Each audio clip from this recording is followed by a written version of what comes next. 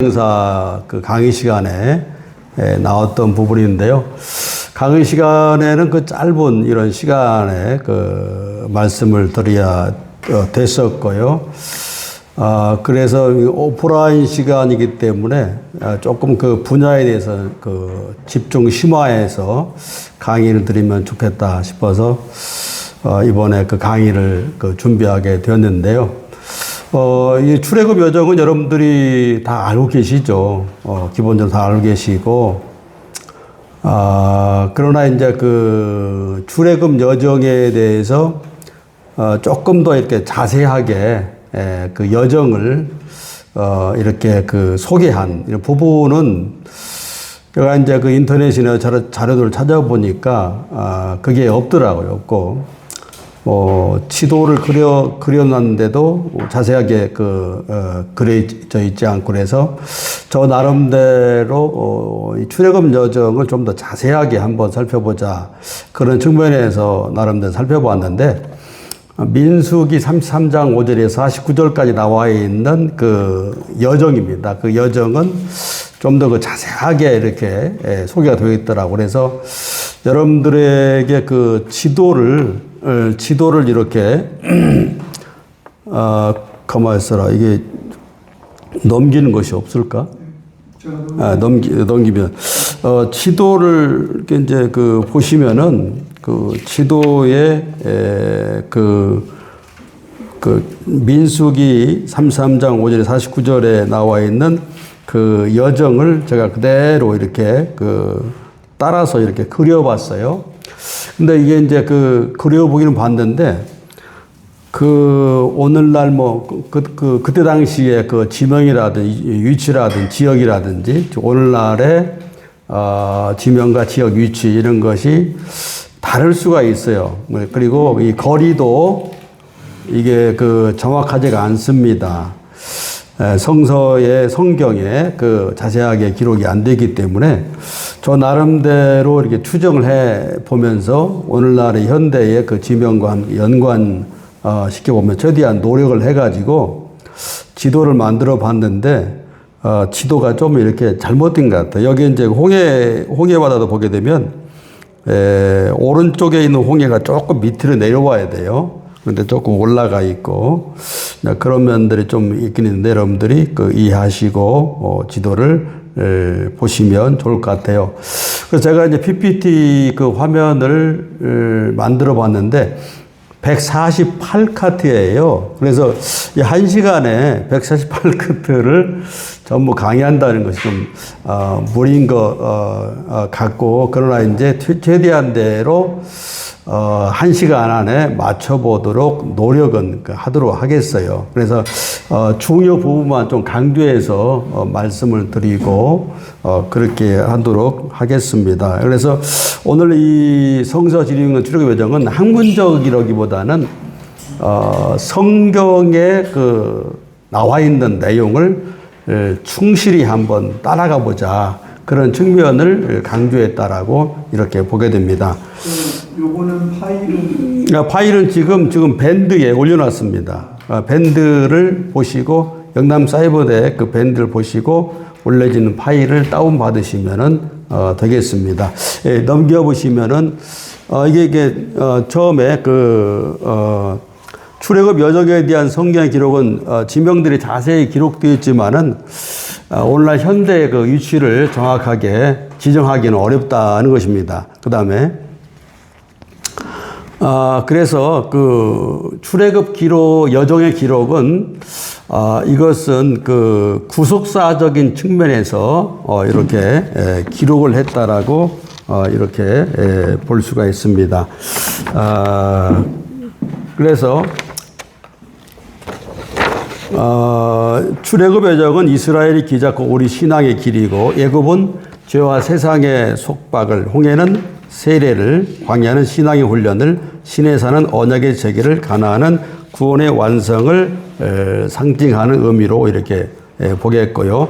당시 역사적 배경을 잠깐 살펴보게 되면요, 출애굽 연대가 언제냐, 이것에 대한 그 주장이 있는데, 크게 그 여러 가지 주장이 있고, 연대를 주장하는 학자도 많이 있죠. 이 뒤에 보게 되면, 이 학자가, 나중에 알려드리겠습니다.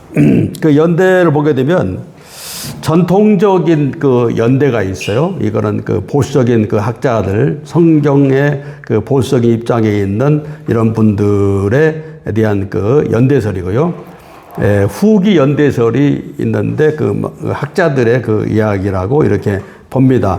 출애굽 연도를 주전 그 1446년 이렇게 이야기를 하는데, 이집트의 그 신왕국 시대의 그 하셉수트 여왕의 시대라고 이렇게 보게 되고요. 후기 연대설은 주전 1270년경인데 람세스 2세 시대라고 하는데, 그 람세스에서 출발했다. 람세스 그 국고성을 뭐 지었다. 그래서, 람세스 2세 시대라고 그렇게 주장을 합니다. 성경의 근거는 열왕기상 6장 1절에 480년을 이렇게 계산을 했고요. 여기에 이제 출애굽 당시 모세 시대 이집트는 고대 이집트 신왕국 시기였고, 전통적 출애굽 연대를 이렇게 기준으로 했고요.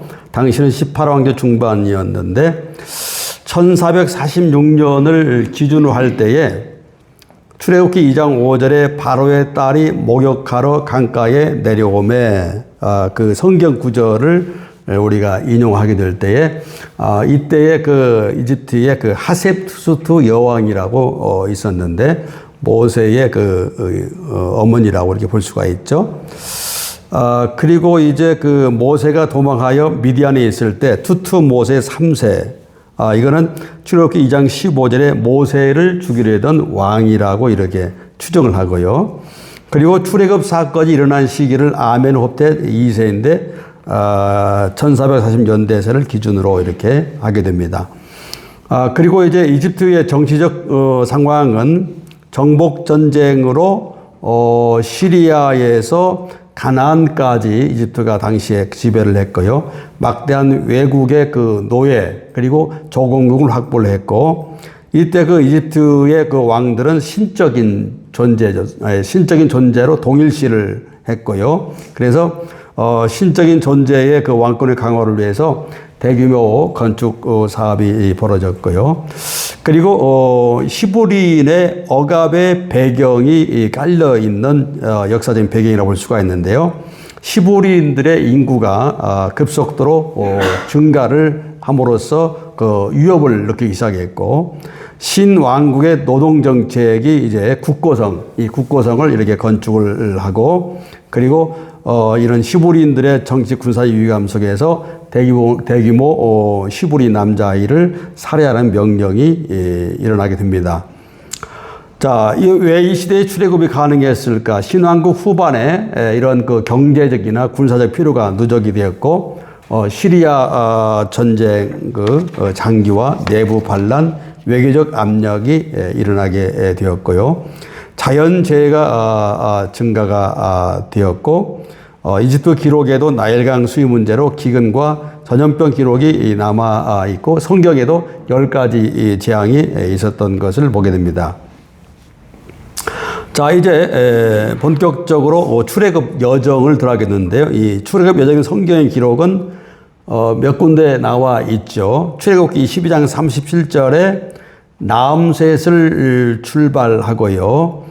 출애굽기 19장 1절에 시내 광야에 도착을 하고, 민수기 10장 12절에 시내산을 출발하게 됩니다. 그리고 여호수아 3장 1절에서 7절까지 가나안을 입국하게 되는데요. 전체 여정은 민수기 33장 5절에서 49절에 소개를 하고 있는데, 본 그 강의는 민수기 33장 5절에서 49절에 소개된 내용으로 따라가도록 하겠습니다. 여러분 나눠드린 지도이고요. 자, 나암셋을 출발하게 되었는데, 출애굽기 12장 37절, 나암셋을 떠나서 숫곳에 이르니 유아 유에 보행하는 장정이 60만 가량이라 이렇게 나오고 있고요.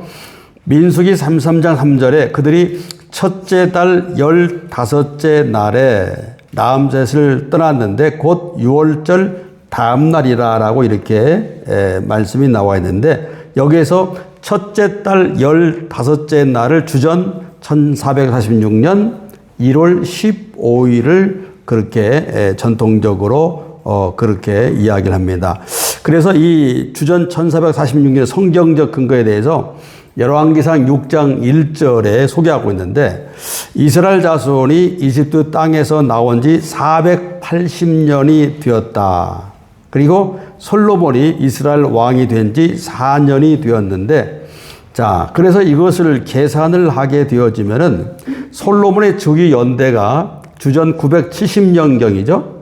그런데 주기 4년이면은 그 4년을 빼게 되면은 주전 966년경 성전 건축 시작 시점을 말합니다. 그래서 조금 전에 말씀이 이집트 땅에서 나온 지 480년을 플러스를 해서 966년 솔로몬의 주기 4년 966년을 플러스하게 되면은 이것을 1446년으로 그렇게 보고 있다. 이게 전통적으로 보수적으로 보고 있는 연대설이고 그리고 이제 아까 람세스 2세 연대 1270년경 그 연대와 외에 여러 학자들이 뭐 1296년, 90년경, 1280년경 쭉 이렇게 그 연대를 그렇게 보고 있습니다.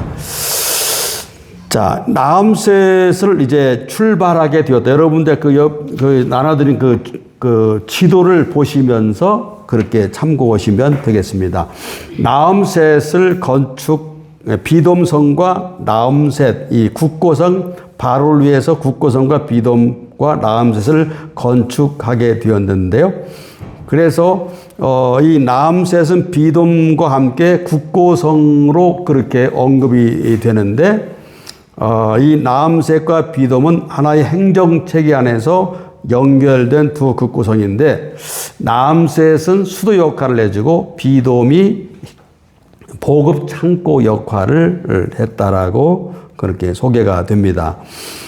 그리고 이 나암셋은 이집트 제19왕조 파라오 람세스 2세 후기 연대설을 기준으로 해가지고 이 람세스 2세가 건설한 새로운 수도라고 이렇게 얘기를 하는데 현재 그 이집트의 그 지역을 보게 되면 칸티르라고 칸티라고 하는데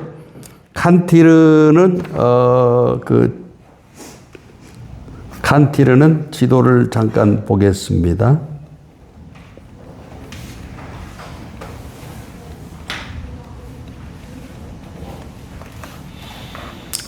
자, 여기 보게 되면 그 지도가 나오죠? 여기 이게 이 람세스가 여기고 이게 이제 칸티르라는 그런 지역입니다. 현재 이집트 그 지역이죠. 이집트 수도가 카이로죠. 그리고 이제 이쪽에 이제 그 지중해 바다 쪽 이스라엘에서 쭉 오게 되면 약간 그 올라온 부분이 있죠. 올라온 부분이 이 고센 지역이라고 하죠. 그래서 여기 나일강 상류 측인데 이렇게 쭉 나일강이 쭉 이렇게 흘러내려오는 그런 줄기에 여기 이제 람세스가 있죠. 람세스에서 출발을 하게 되는 거죠. 이렇게. 다시 이제 이전 것을 보도록 하겠습니다.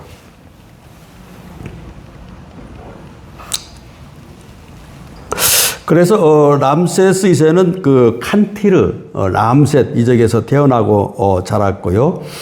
그의 수도를 북쪽으로 옮기는데 가문의 연고가 영향을 미쳤을 가능성이 있고요. 그러나 이집트 속국들과 적대적인 그 북쪽의 히타이트 제국과의 국경이 훨씬 더 가까웠기 때문에 지정학적 이유가 더 중요했을 가능성이 있다는 고센적이라고 하죠. 고대. 그래서 고센적은 그 지중해 해변도로로 해가지고 좀 이렇게 다른 민족과의 전쟁을 쉽게 할 수가 있었다.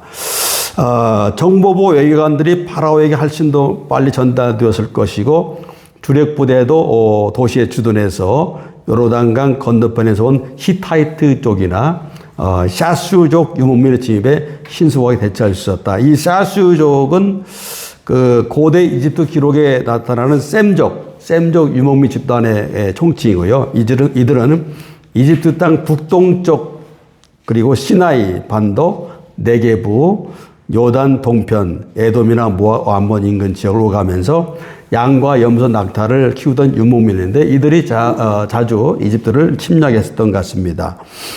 그리고 이 람세스는 당시 인구가 30만 명이 넘는 그런 큰 도시였고 추정에 따르면 이 도시는 길이 약 6km에 너비 3km에 걸쳐 펼쳐져 있었습니다. 창세기 17장은 히브리인들이 거주할 고센 땅을 받았지만은 요셉이 그의 아버지와 형제들을 그 땅의 가장 좋은 부분인 람세스 땅에 정착시켰다고 말합니다. 그리고 이제 고센 땅과 람세스 관계를 살펴보게 되면요. 이거는 그 고센 땅과 람세스 칸티르라고 하죠.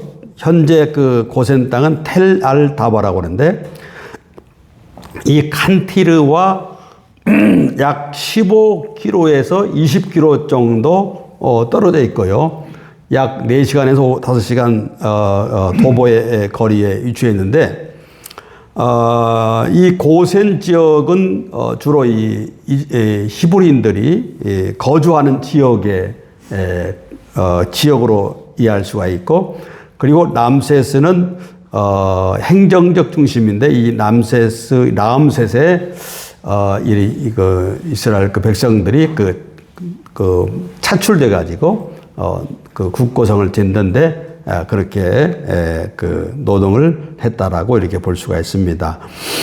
자, 그리고 이제 이 람세스를 떠나서 이제 숫곳에 이르게 되는데요.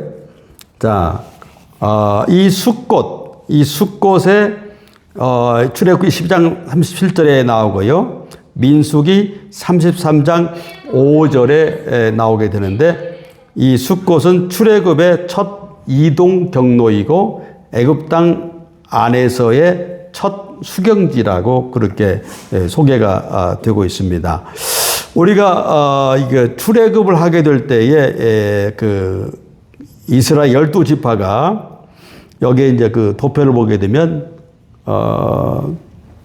출애굽을 하게 될 때 60만 3,550명인데 그리고 가나안 직전에 도착했을 때에 총 60만 1,730명입니다.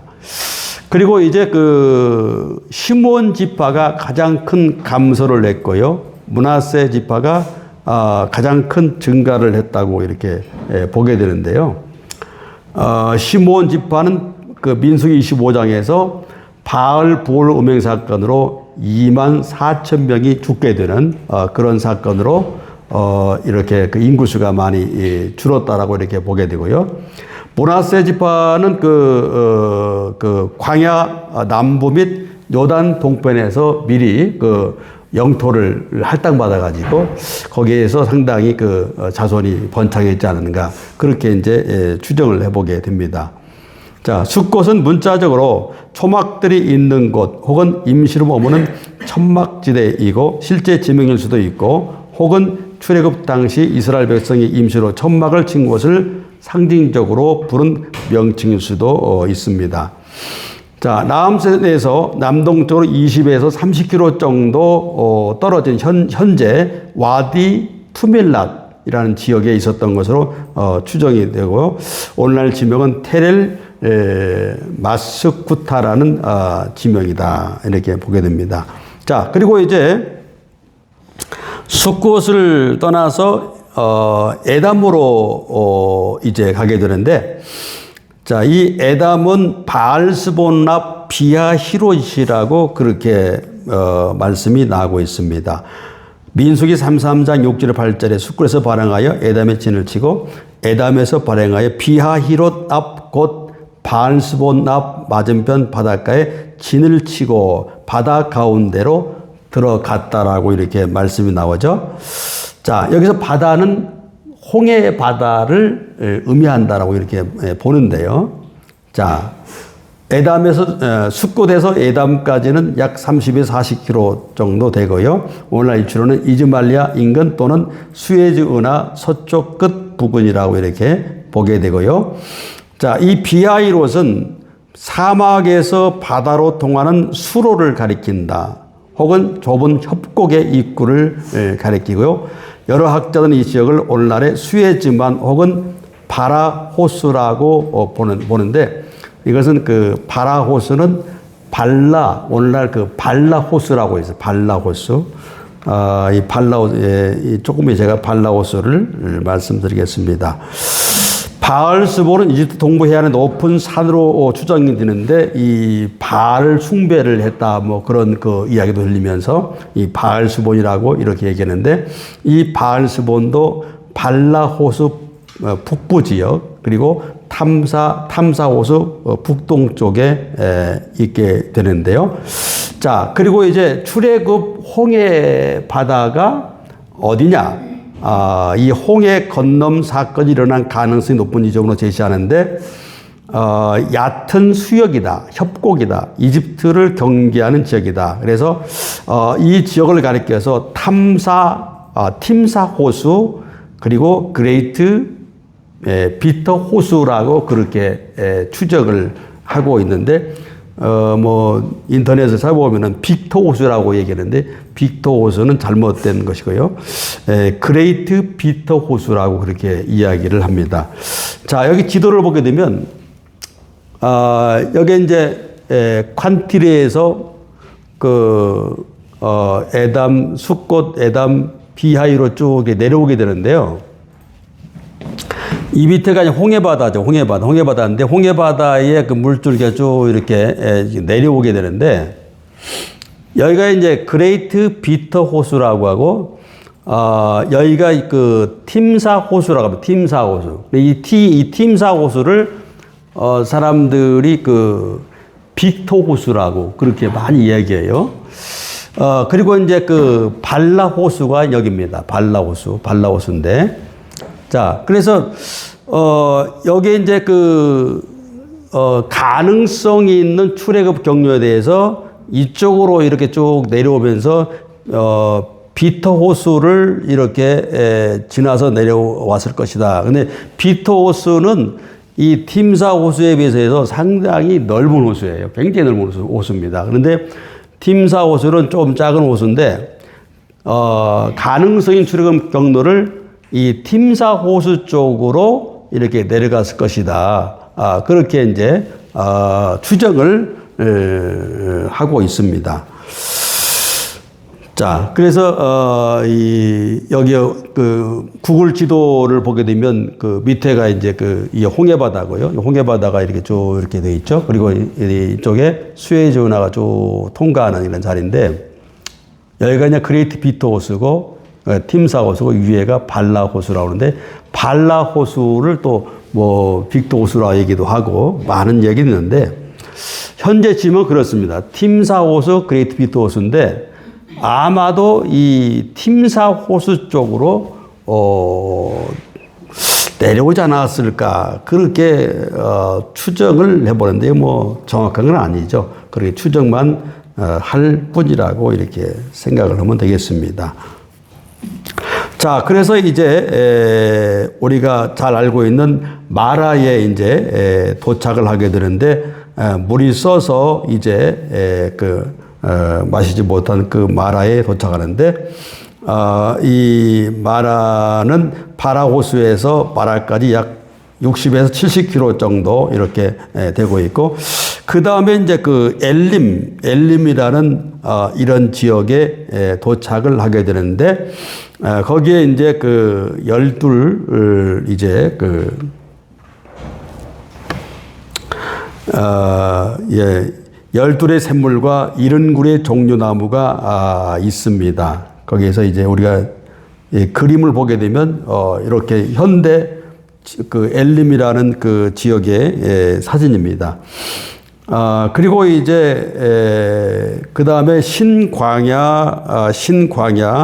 신광야 쪽으로 이제 들어서게 되고요. 여기에서 이제 모세와 아론을 원망하게 되었는데 애굽 땅에서 이제 먹던 고기가 생각나가지고 거기에서 이제 원망을 해가지고 거기서 하나님께서 만나와 메추라기를 주신 그런 말씀이 나오게 되고요. 그 다음에 이제 돕가를 가게 되는데 신광에서 돕가까지는 약 20에서 25km 정도 이렇게 되고 있고요. 그리고 이제 돕가에서 알루스로 하게 되는데 여기는 20km 정도 하루 행군의 거리라고 이렇게 볼 수가 있고요. 그리고 이제 르비딤으로 이제 도착하는데 르비딤에 이제 장막을 쳤지만은 백성이 마실 물이 없게 되어서 모세와 다투게 되는 것을 보게 됩니다. 그래서 여기에서 반석에서 물을 내게 하는 그런 사건이 벌어지게 되는 거죠. 자, 여기에 이제 알루스에서 르비딤까지는 약 20에서 25km 정도 이렇게 되고요. 그리고 이제 여기에서 이제 아말렉과의 전쟁이 벌어지게 됩니다. 그리고 이제 시내 광야에 도착하게 되는데 출애굽기 19장 1절에 이스라엘 자손이 애굽 땅을 떠난 지 3개월이 되던 날 그들이 시내 광야에 이르니라. 자, 3개월이 되던 날, 그러니까 출발을 1월 15일 날 했는데 3개월이 되었기 때문에 주전 1446년 4월 15일이다. 이렇게 이제 보게 되는 거죠. 그래서 이것을 이제 계산을 해보게 되면 출애굽 시작을 주전 1446년 1월 15일 날 했는데 시내 광야 도착은 1446년 4월 15일경 도착했다. 4월 15일 도착했다. 그래서 이것을 고대 히브리 달력 한 달을 평균을 해보게 되면 30일도 되고 29일도 되니까 이것을 평균해 보게 되면 29.5일인데 3개월이 걸리기 때문에 약 90일이다. 이렇게 추정할 수 있어요. 어저께 어떤 행사에 우리 지방의장이 50일이라고 이렇게 얘기했는데 50일이 맞나? 그런데 여기에서 이제 3개월이 됐죠. 3개월 됐기 때문에 90일, 약 90일 정도로 이렇게 보고 있고요. 그리고 이제 시내 광야를 출발을 하게 되는데 1445년 2월 20일에 시내 광야에서 출발하게 됩니다. 모세가 40일 동안 시내산에 머물러 있었고요. 그리고 그래서 이제 시내 광야를 출발하는데 주전 1445년 2월 20일 날 출발을 했는데 이 시내 광야 체류 기간을 계산해 보게 되면 약 330일 전후가 된다. 그래서 유대 원력으로 따져보게 되면 대략 11개월이 채 안 되는 기간이다. 그러니까 우리가 나음 세대에서 시내 광야에서 출발하기까지 기간은 대략 11개월 정도로 이렇게 본다라고 이렇게 보게 됩니다. 여기서 이제 나음 세대에서 시내 광야 출발할 때까지 2년이라고 주장한 사람들이 있는데 출발을 기준으로 두 번째라는 표현을 이렇게 해석했다라고 이렇게 보게 됩니다.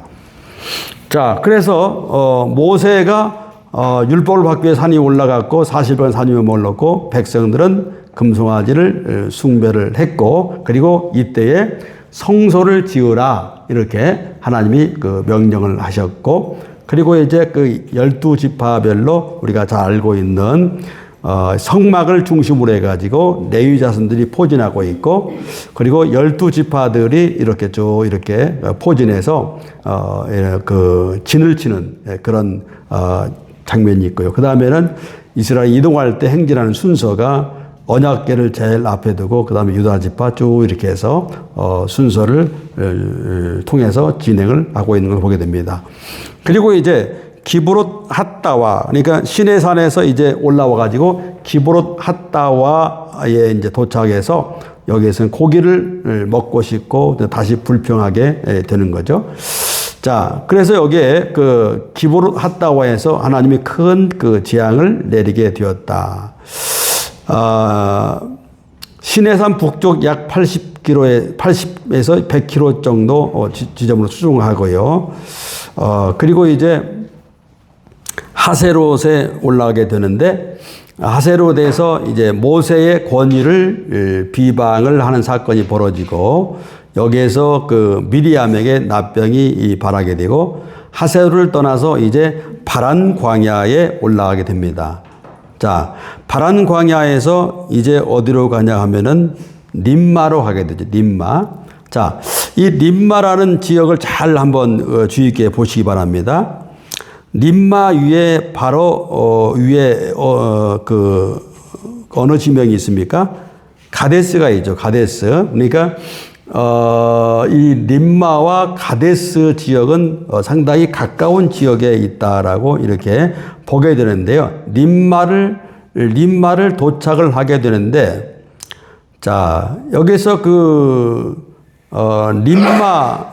림마는 시내산 출발 후에 약 1년 2개월이 걸렸고, 출애굽 시작해서 림마까지의 그 기간은 2년 3개월로 그렇게 봅니다. 맞춰보려고 최대한 노력을 했기 때문에, 2년 3개월 정도 이렇게 걸렸다. 출애굽 시작해서 림마까지 2년 3개월 걸렸다라고 이렇게 보게 되는데요.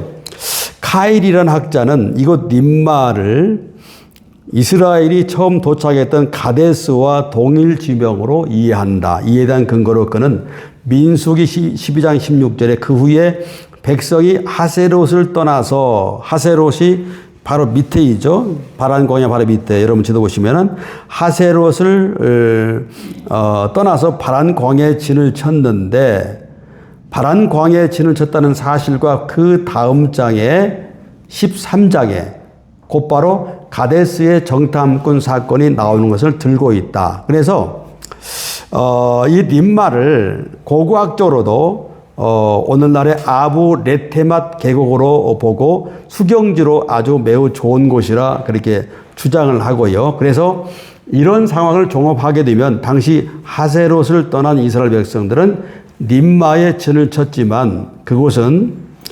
200만 명 정도 이렇게 이야기도 하고 100만 명이라고 얘기도 하고, 하여튼 100만에서 200만 수만, 상당히 인구수가 많죠. 이스라엘 백성들을 다 수용할 수 없기 때문에 자연히 가데스까지 백성들의 진영이 퍼져나갔던 것으로 본다라는 이런 학자의 그 견해가 있고요. 그래서 림마는 가데스 반의 인근까지 약 10km에서 15km 정도 이렇게 떨어진 곳에 이 림마와 가데스가 아주 가깝게 있었다라고 이렇게 보게 됩니다. 그래서 12명의 정탐꾼 사건은 성경은 가데스 바네아라고 쭉 얘기를 합니다만은 정확하게는 이 림마에 도착해서 이 정탐꾼을 파견했다라고 이렇게 보는 거고요. 이 정탐꾼은 각 지파의 우두머리인데 각 지파의 대표자, 지도자급 장로급이고 용기와 판단력, 군사, 정치력을 갖춘 자고 백성의 신뢰를 받는.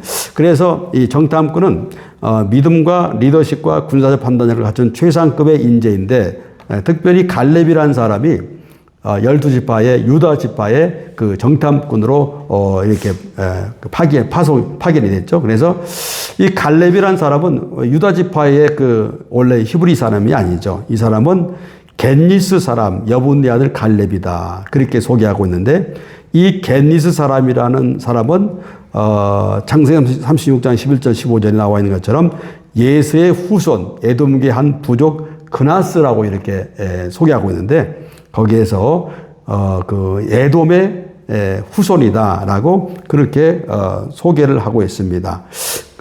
그리고 이제 정탐 경로 정체 요약을 보게 되면 지도를 보게 되면 여기 이제 지도에 이 12명의 정탐꾼이 가데스 바네아와 여기 지도가 좀 그렇게 소개가 되고 있는데, 적당한 지도가 없어가지고 제가 이렇게 N 블로그에서, 그렇게 인용을 했습니다. 이렇게 쭉 올라가가지고 이쪽에 헤브론 지역을 이렇게 그 정탐을 하고, 그리고 쭉 올라가서 헬몬산 그 위쪽에 있는 하맛이라는 그런 지혜까지 올라가면서 12명의 그 정탐이 되었다라고 이렇게 보게 되고요. 자, 그리고 이제 이 림마에서 이제 시작된 38년의 그 방황의 여정이 그 다음에 쭉 소개가 되고 있습니다. 민수기 14장 30절에 너희 중 20세 이상은 다 광야에 죽을 것이다. 오직 여호수아와 갈렙만 들어갈 것이다. 그래서 불신앙에 대한 심판의 말씀을 하고 있는 것을 보게 됩니다. 그리고 이제 림마에서 어디로 가냐면은 림몬 베레스. 림몬 베레스는 이제 그 가데스 인근의 부족 진영으로 그 약 20km 정도 이렇게 떨어진 곳이고, 그 다음에 이제 리사는 림나에서 약 20에서 25km 거리에 있고, 그엘라다는 리사에서 약 20에서 25km 정도 되는데, 광야 방황기의 중간 단계 진영지라고 이렇게 보게 됩니다. 그리고 이제 그엘라다에서 세벨산으로 이렇게 다시 올라가는데요. 이 세벨산에 진을 치고, 그 다음에는 이제 그 세벨산에서 하라다예로 다시 그 왼쪽으로 가게 됩니다. 세벨산에서 약 20에서 25km 정도 되고요. 그리고 마켈롯이 있는데 마켈롯에서 다시 내려오죠. 하라다에서 약 25에서 25km 정도 내려온 다음에 다하스로 다시 올라갑니다. 마켈롯에서 약 20에서 25km. 다하스에서 데라로 올라가고, 데라에서 미카, 여기 지도가 좀 잘못됐는데 20에서 25km 정도 이 데라에서 미카로 올라간 다음에, 그리고 그 다음에 하스모나 미카에서 약 25km, 그리고 모세롯 이런 지역에 이르게 되고, 그리고 분해 야간으로 다시 올라갑니다. 올라갔다가 이제 어디로 내려가느냐? 홀하깃갓으로 쭉 내려옵니다. 홀하깃갓. 그러니까 이제 홍해바다 쭉 밑으로 내려오죠. 홀하깃갓.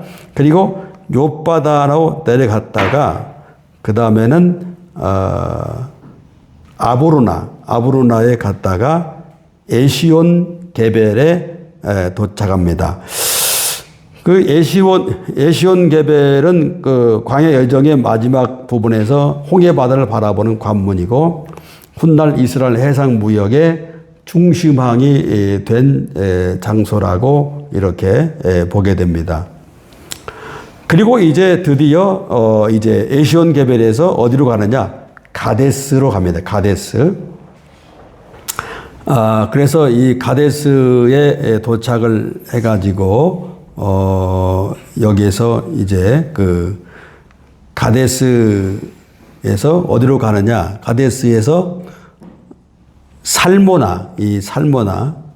살모나로 가게 되는데, 여기서 이제 그 가데스 바네아에서 이제 그 에돔 지역이 그 바로 그 오른쪽에 있는데, 에돔 지역에 그 왕에게 왕의 대로로 갈 수 있도록 요청을 하죠. 그런데 그 에돔 왕이 거절을 하게 되는데, 우리가 이제 그 왕의 대로는 고대 국제 무역로이고, 아라비아 남부, 오늘날 예멘, 사우디에서 시작해서 북쪽으로 페트라, 에돔, 모압, 암몬을 지나서 다메섹을 통과하여 메소포타미아로 연결되는 고대 근동의 핵심 상업 군사도로였다. 오늘날 요르단의 35번 고속도로가 거의 동일한 루트라고 보게 되는데, 자, 여기에서 지도를 보시게 되면 자, 여기가 이제 왕의 대로입니다. 왕의 대로. 이제 빨간 것이 왕의 대로이죠. 왕의 대로이죠. 쭉 올라가는 거죠. 그래서 이 아마 그 이쪽에 그 에숀게벨에서 쭉 올라가 가지고 이쪽에서 가데스 바네아에서 이렇게 쭉 왕의 대로로 쭉 올라가려고 이제 그 모세가 이제 그 에돔 왕에게 요청을 했지만은 에돔 왕이 이제 거절하게 되죠.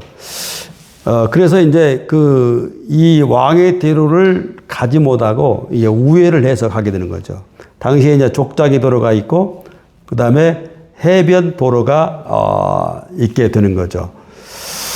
왕의 대로로 가면은 좀 이렇게 수월하죠. 인구수가 워낙 많기 때문에. 그러나 왕의 대로를 그 가지 못하고 이제 그 우회를 해서 이제 그 호르산, 이 호르산에 가게 되었다. 민수기 33장 37절에 39절 그들이 신광야 곧 가데스에 떠나 호르산에 이르렀더라. 이때 이제 아론이 이제 죽게 되는 사건이 발생하게 되죠. 자, 그래서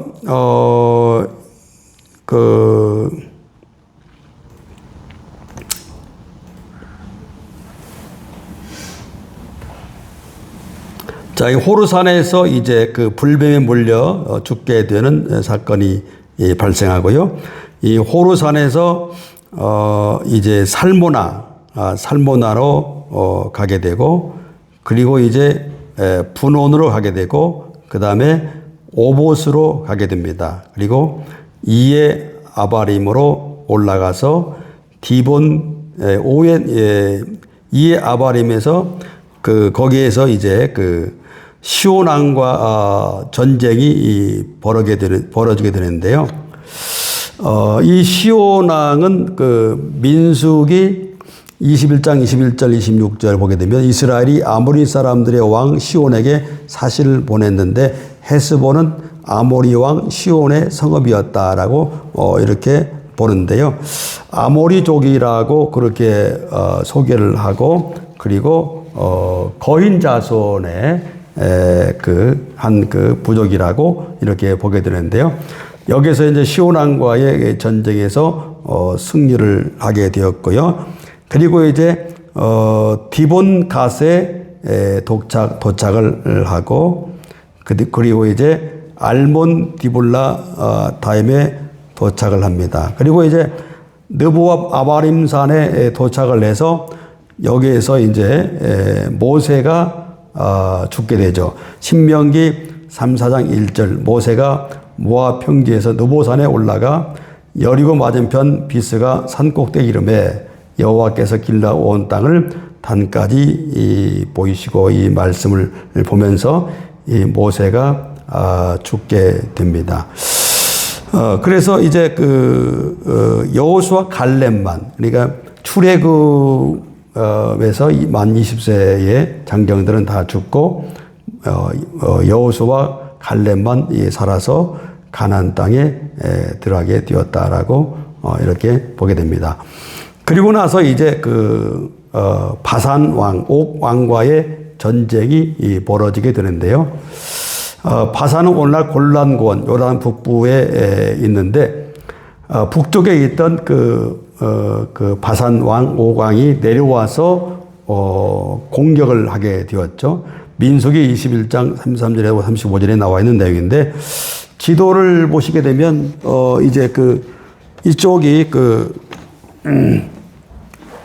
바산 나라죠. 그래서 이스라엘 이스라엘 백성들이 밑에 시온 왕과의 전쟁을 잘 이렇게 승리를 하고 올라오면서 이제 이 근방에 이제 모압 평지 이 근방에 이렇게 됐는데, 여기에서 이제 바산 왕이 내려와서 전쟁을 일으켰습니다. 그래서 바산 왕을 완전히 물리치고 이제 모압 평지에서 요단강을 건너기 직전까지 있게 되는 그런 여정이라고 보게 됩니다. 그리고 이제 모압 평지에서 머무르게 되었는데, 모압 평지가 상당히 넓은 이런 평지라고 이렇게 보고 있고요. 그리고 이제 요단강을 건너서 여리고성과 아이성을 점령을 하죠. 그리고 나서 이제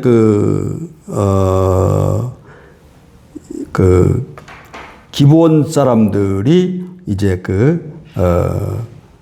거짓 언약을 맺게 된 사건으로 일어나서 거기에서 이제 예루살렘을 중심으로 한 연합군들이 연합을 해가지고 여호수아 군대와 전쟁을 일으키게 되죠. 그래서 이 예루살렘 중심으로 해서 여기에서 이제 이스라엘의 중부 지역이라고 하죠. 중부 지역을 전쟁에서 승리하고 그리고 쭉 올라가 가지고 거기에 이제 하솔이라는 지역에서 이스라엘 전체 지역을 연합을 하는 연합군이 형성돼 가지고 거기에서 또 전쟁을 했는데 거기에서 이제 이스라엘 군대가 여호수아 군대가 전쟁에서 승리하게 됨으로써 이스라엘의 중부와 북부 지역을 완전히 물리치게 되는 그런 여정이라 봅니다. 그리고 이제 그 후에 이제 갈렙이라든 여러 사람들이 나타나서 이제 남부 지역도 점령을 하고 그럼과 동시에 12지파를 분배를 하는 그런 과정이라고 이렇게 봅니다.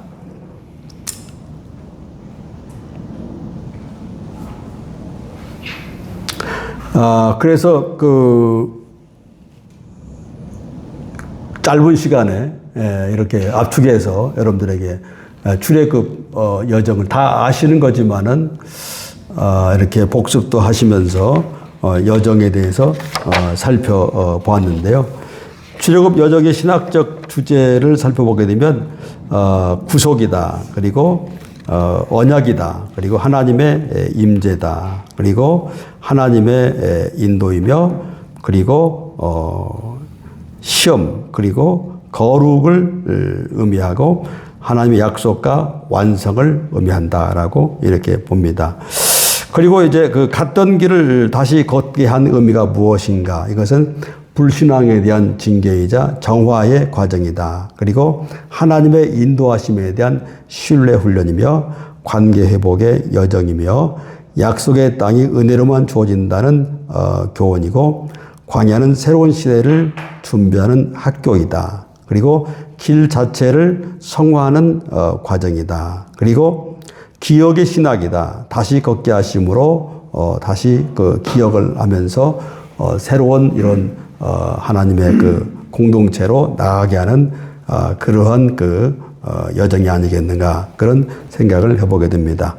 자, 결론은 우리 인생은 광야의 길이다. 현재는 광야의 길이나 하나님의 인재와 인도하심이 함께한다면 기쁨으로 인내하면서 믿음으로 살아갈 수가 있다. 행복과 불행 가운데 하나님의 섭리가 있음을 알고 주어진 환경과 상황 가운데서 감사하며 하나님의 뜻대로 순종하며 살아가자. 가나안의 소망은 천국의 소망이다. 그리고 하나님께서 우리 인생의 소망이심을 믿고 소망 가운데 살아가자라는 이런 결론이 되겠습니다. 그리고 언약 백성으로 주신 전도와 선교 사명을 최선을 다해서 감당하는 이런 것으로 우리가 출애굽 여정을 살펴보았습니다. 헛똑도 성경을 안다고 하면서도 성경을 잘 모르고 그렇게 이제 지내오다가 우리 목회자들 여행을 좀 다녀왔어요. 해외로 처음으로 제주도 안 갔었는데 비행기를 처음 타본 거예요. 지방회에서 이제 이렇게 제공을 해줘가지고 유럽, 북유럽 정도, 동유럽을 딱 여행을 했는데 중간에 이제 한번 내리잖아요. 덴마크인가 어딘가 네덜란드 한번 내렸었는데, 그러니까 비행기가 이제 환승할 때 잠깐 내리잖아요. 네덜란드 땅을 밟은 거예요. 밟았는데 이게 참 생신가 꿈인가 나 모르겠다. 난 처음 비행기를 처음 타봤고 해외라는 걸 처음 와봤는데, 야, 이게 참 지구에 대해서 우리가 이제 제가 이제 알고 있었지만 머리로는 실제로 땅을 밟아보니까, 야, 이게 그 지리의 세계가 확 열려지는 순간을 느꼈어요. 그때 제 머릿속에서, 야, 이렇게 이제 지리가 보여지는구나. 그래가지고 그 이후에 이제 또 성지순례를 또 다녀왔는데, 처음으로 다녀왔는데, 야, 너무 참, 감격도 되었지만은 현장을 확인해 보니까, 야, 이거 진짜 예루살렘이었구나. 그게 이제 딱 느껴지고 믿어지는 거예요. 성경 말씀에 대해서도 믿어지고, 그리고 두 번째 또 성지순례 또 다녔는데, 더 확실하게 이렇게 지리적인 이런 그 생각도 많이 열리게 되었고, 그래서 저 나름대로 물론 뭐 구약을 뭐 전공했다고 하지만은 뭐 석사인데, 제가 저 나름대로 이 성서 지리를 한번 좀 연구해보자. 그런데 그 인터넷에 뭐 검색을 해보니까 지금 뭐 채치피도 나오고 그러지만은 인터넷 자료 쭉 보면은 지리가 많이 소개가 되더라고요. 그래서 그런 지리들을 간접 경험을 많이 했고, 저 나름대로 이제 그 지리 공부를 하기 위해서 성서 지리를 눈으로 보는 것이 아니라 내 손으로 한번 그려보자.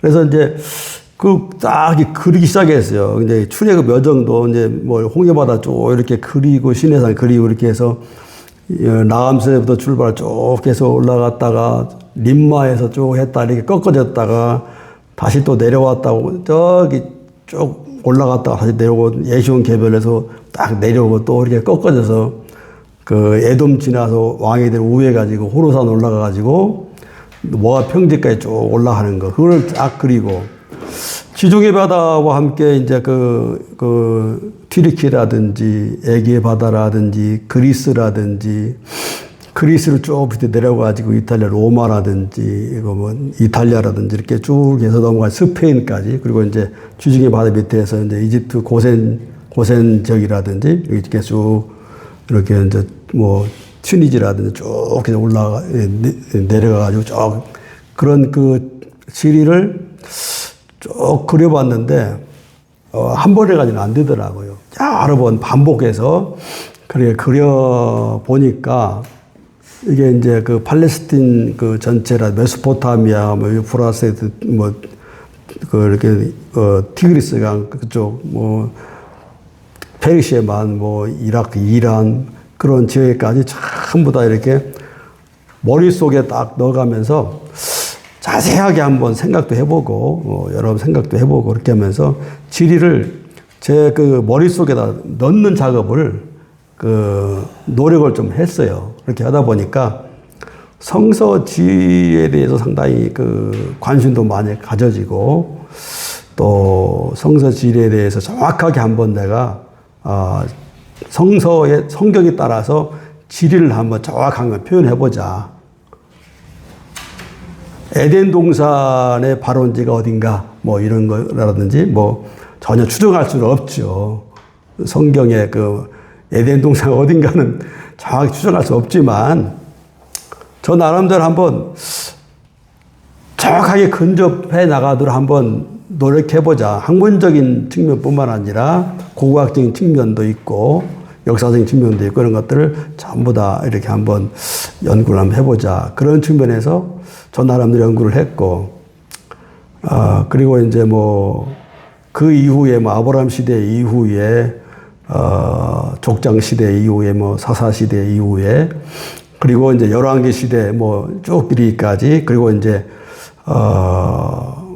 아수르 제국이라든지 바벨론 제국이라든지 페르시아 제국이라든지 헬라 제국이라든지 로마 제국이라든지 로마 제국 이후의 세계라든지 이런 여러 가지의 그 역사적인 배경이 성경의 말씀과 어떻게 부합이 되느냐, 어떻게 연관되느냐, 그것을 뭐 그냥 신앙적인 입장에서 그냥 보수적인 입장에서만 따지는 것이 아니라 정말 이거를 그 현대 과거의 그 역사적인 배경과 함께 정말 학문적인 입장에서 일단 한번 연구해보자.